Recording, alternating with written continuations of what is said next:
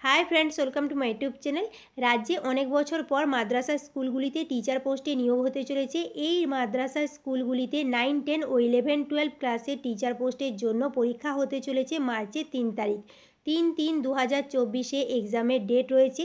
এই মাদ্রাসা সার্ভিস কমিশনের জিওগ্রাফি ও history syllabus নিয়ে আমি অলরেডি ডিসকাস করেছি। ভিডিওর লিঙ্ক ডিসক্রিপশন বক্সে দিয়ে দেবো, একবার দেখে নেবেন। এই জিওগ্রাফি সিলেবাসের প্রত্যেকটা টপিকের প্রশ্ন উত্তর নিয়ে ডিসকাস করব আজকের এই ভিডিওতে। জিওগ্রাফি জিওটেকটনিকের ভাঁজ ও চ্যুতি চ্যাপ্টার থেকে ইম্পর্টেন্ট প্রশ্ন উত্তর নিয়ে ডিসকাস করব। ভিডিওটি স্টার্ট করার পূর্বে চ্যানেলে নতুন হলে চ্যানেলটিকে সাবস্ক্রাইব করে দেবেন। প্রথম প্রশ্ন, গিরিজনী আলোড়নের প্রভাবে ভূত্বকের নরম পাললিক শিলায় গঠিত একাধিক বক্রতলের সমষ্টি হল চ্যুতি, ভাঁজ, ফাটল, দারণ। সঠিক উত্তরটি হবে অপশান বি, ভাঁজ। পরবর্তী প্রশ্ন, ভাঁজ সৃষ্টি হয় কোন বলের প্রভাবে? বহির্জাত বল, সংনমন বল, উলম্ব বল, কোনোটিই নয়। সঠিক উত্তরটি হবে অপশান বি, ভাঁজ সৃষ্টি হয় সংনমন বলের প্রভাবে। পরবর্তী প্রশ্ন, ভাঁজের যে বিন্দুতে শিলাস্তরের বক্রতা সবচেয়ে বেশি তাকে কি বলে? শীর্ষবিন্দু, গ্রন্থিবিন্দু, বক্রবিন্দু, গ্রন্থিরেখা। সঠিক উত্তরটি হবে অপশান বি, গ্রন্থিবিন্দু। ধরুন এইটা একটা ভাঁজ, এই ভাঁজের বক্রতা সবচেয়ে বেশি এই পোর্শনে, এই যে এই বিন্দুটাকে বলা হচ্ছে গ্রন্থিবিন্দু। আর যে রেখা দিয়ে একটি ভাঁজের গ্রন্থিবিন্দু দুটিকে যোগ করা হয় সেই রেখাকে বলা হয় গ্রন্থিরেখা, অর্থাৎ হিঞ্জ লাইন বলা হচ্ছে। পরবর্তী প্রশ্ন, ভাঁজের উত্তল বাঁককে কি বলে? ঊর্ধ্বভঙ্গ, অধভঙ্গ, ঊর্ধ্বভঙ্গ ধারা, অধভঙ্গ ধারা। সঠিক উত্তরটি হবে অপশান এ, ভাঁজের উত্তল বাঁককে বলা হয় ঊর্ধ্বভঙ্গ। পরবর্তী প্রশ্ন, ভাঁজের অবতল বাঁককে কি বলা হয়? ঊর্ধ্বভঙ্গ, অধভঙ্গ, ঊর্ধ্বভঙ্গ ধারা, অধভঙ্গ ধারা। সঠিক উত্তরটি হবে অপশান বি, অধভঙ্গ। ভাঁজের উত্তল বাঁককে বলা হয় ঊর্ধ্বভঙ্গ আর অবতল বাঁককে বলা হচ্ছে অধভঙ্গ। পরবর্তী প্রশ্ন, বৃহৎ আকৃতির ঊর্ধ্বভঙ্গের মধ্যে অসংখ্য ছোট ছোট ভাঁজকে কি বলা হয়? সাইত ভাঁজ, অধভঙ্গ ধারা, ঊর্ধ্বভঙ্গ ধারা, উদ্ঘট্ট ভাঁজ। সঠিক উত্তরটি হবে অপশান সি, বৃহৎ আকৃতির ঊর্ধ্বভঙ্গের মধ্যে অসংখ্য ছোট ছোট ভাঁজকে বলা হয় ঊর্ধ্বভঙ্গ ধারা। তার সাথে এটাও মনে রাখবেন, বৃহৎ আকৃতির অধভঙ্গের মধ্যে অসংখ্য ছোট ছোট ভাঁজকে বলা হয় অধভঙ্গ ধারা। পরবর্তী প্রশ্ন, কোনো ভাঁজের দুদিকের বাহু সমান কোণে নত থাকলে তাকে কি বলা হয়? সমানত ভাঁজ, একনত ভাঁজ, প্রতিসম ভাঁজ, অপ্রতিসম ভাঁজ। সঠিক উত্তরটি হবে অপশান সি, কোনো ভাঁজের দুদিকের বাহু সমান কোণে নত থাকলে তাকে বলা হয় প্রতিসম ভাঁজ। পরবর্তী প্রশ্ন, যদি কোনো ভাঁজের অক্ষতলের নতি ভূমির সমান্তরালে থাকে তখন তাকে কি বলা হয়? একনত ভাঁজ, আনত ভাঁজ, সাহিত্য ভাঁজ, সমপ্রবণ ভাঁজ। সঠিক উত্তরটি হবে অপশান সি, যদি কোনো ভাঁজের অক্ষতলের নতি ভূমির সমান্তরালে থাকে তখন তাকে বলা হচ্ছে সাহিত্য ভাঁজ। পরবর্তী প্রশ্ন, প্রতিসম ভাঁজে অক্ষতল থাকে অনুভূমিকভাবে, উলম্বভাবে, তির্যকভাবে, সাহিত্যভাবে। সঠিক উত্তরটি হবে অপশান বি, প্রতিসম ভাঁজে অক্ষতল থাকে উলম্বভাবে। পরবর্তী প্রশ্ন, জুড়া গঠন বলতে কি বোঝায়? ঊর্ধ্বভঙ্গগুলির শৈলশিরা অধভঙ্গগুলির উপত্যকা রূপে অবস্থান, ঊর্ধ্বভঙ্গগুলির উপত্যকা অধভঙ্গগুলির শৈলশিরা রূপে অবস্থান, ঊর্ধ্বভঙ্গে পরবর্তী নদী অধভঙ্গে অনুগামী নদীর অবস্থান, ঊর্ধ্বভঙ্গে অনুগামী নদী ও অধভঙ্গে পরবর্তী নদীর অবস্থান। সঠিক উত্তরটি হবে অপশান এ, জুড়া গঠন বলতে বোঝায় ঊর্ধ্বভঙ্গগুলির শৈলশিরা অধভঙ্গগুলির উপত্যকা রূপে অবস্থান। পরবর্তী প্রশ্ন, যখন শিলাস্তরগুলি একদিকে নত বিশিষ্ট হয় তখন তাকে কি বলা হয়? বহুনত ভাঁজ, অনবনত ভাঁজ, সমনতি ভাঁজ, একনত ভাঁজ। সঠিক উত্তরটি হবে অপশান ডি, যখন শিলাস্তরগুলি একদিকে নত বিশিষ্ট হয় তখন তাকে বলা হচ্ছে একনত ভাঁজ। পরবর্তী প্রশ্ন, শিলাস্তরে চ্যুতি সৃষ্টি হয় সংকোচন বলের প্রভাবে, টান বা প্রসারণ বলের প্রভাবে, চাপের প্রভাবে, সবগুলি। সঠিক উত্তরটি হবে অপশান ডি, সবগুলি। পরবর্তী প্রশ্ন, যে তল বরাবর শিলার খণ্ডিত অংশ ওঠানামা করে তাকে কি বলে? চ্যুতিরেখা, চ্যুতিনতি, চ্যুতিতল, চ্যুতিকোণ।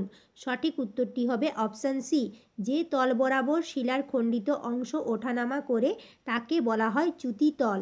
পরবর্তী প্রশ্ন, চ্যুতিতল ও অনুভূমির তল যে রেখা বরাবর ছেদ করে তাকে কি বলে? চ্যুতিরেখা, চ্যুতিনতি, আয়াম, চ্যুতিকোণ। সঠিক উত্তরটি হবে অপশান সি। চ্যুতিতল ও অনুভূমিক তল যে রেখা বরাবর ছেদ করে তাকে বলা হয় আয়াম। পরবর্তী প্রশ্ন, চ্যুতির ঊর্ধ্বস্তূপকে কি বলে? ক্ষেপ, পাদপ্রাচীর, ঝুলন্ত প্রাচীর, আয়াম।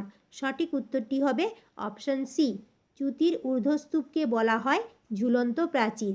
পরবর্তী প্রশ্ন, যে চ্যুতিতে প্রসারণ টানের ফলে চ্যুতির ঊর্ধ্বস্তূপ নিচে নেমে যায় তাকে কি বলে?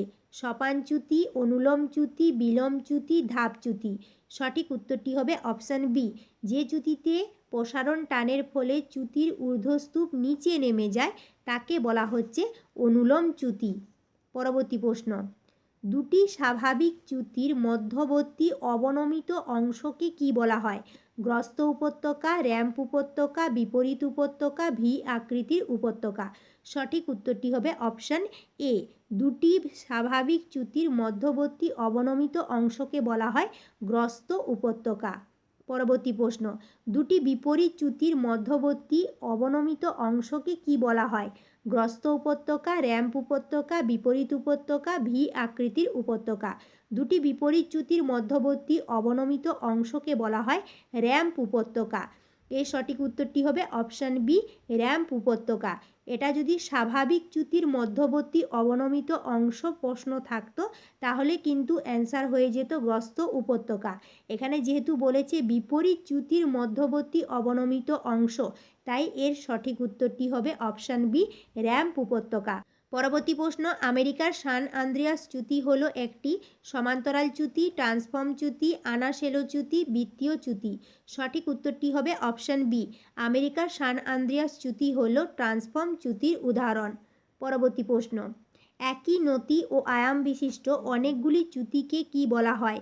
সমান্তরাল চ্যুতি, অরীয় চ্যুতি, ছিন্ন চ্যুতি, কেন্দ্র বিমুখ চ্যুতি। সঠিক উত্তরটি হবে অপশান এ। একই নতি ও আয়াম বিশিষ্ট অনেকগুলি চ্যুতিকে বলা হয় সমান্তরাল চ্যুতি। পরবর্তী প্রশ্ন, চ্যুতির আয়াম বলতে কি বোঝায়? চ্যুতিতল ও অনুভূমিক তল যে রেখা বরাবর ছেদ করে চ্যুতির নতির পরিপূরক কোণকে, প্রতিটি চ্যুতির স্থানচ্যুত অংশের উলম্ব ব্যবধানকে, চ্যুতিতল বরাবর শিলাস্তরের পাশাপাশি ব্যবধানকে। সঠিক উত্তরটি হবে অপশান এ। চ্যুতিতল ও অনুভূমিক তল যে রেখা বরাবর ছেদ করে তাকেই বলা হয় চ্যুতির আয়াম। পরবর্তী প্রশ্ন, চ্যুতির ফলে কোন পর্বত সৃষ্টি হয়? ভঙ্গিল পর্বত, আগ্নেয় পর্বত, অবশিষ্ট পর্বত, স্তূপ পর্বত। এর সঠিক উত্তরটি হবে অপশান ডি। চ্যুতির ফলে স্তূপ পর্বতের সৃষ্টি হয়। পরবর্তী প্রশ্ন, গ্রস্ত উপত্যকা বলতে বোঝায় দুটি বিপরীত চ্যুতির মধ্যবর্তী নিচু অংশ, দুটি স্বাভাবিক চ্যুতির মধ্যবর্তী নিচু অংশ, দুটি তির্যক চ্যুতির মধ্যবর্তী নিচু অংশ, দুটি সমান্তরাল চ্যুতির মধ্যবর্তী নিচু অংশ। এর সঠিক উত্তরটি হবে অপশান বি। গ্রস্ত উপত্যকা বলতে বোঝায় দুটি স্বাভাবিক চ্যুতির মধ্যবর্তী নিচু অংশ। পরবর্তী প্রশ্ন, চ্যুতি ভৃগুতট বলতে কি বোঝায়?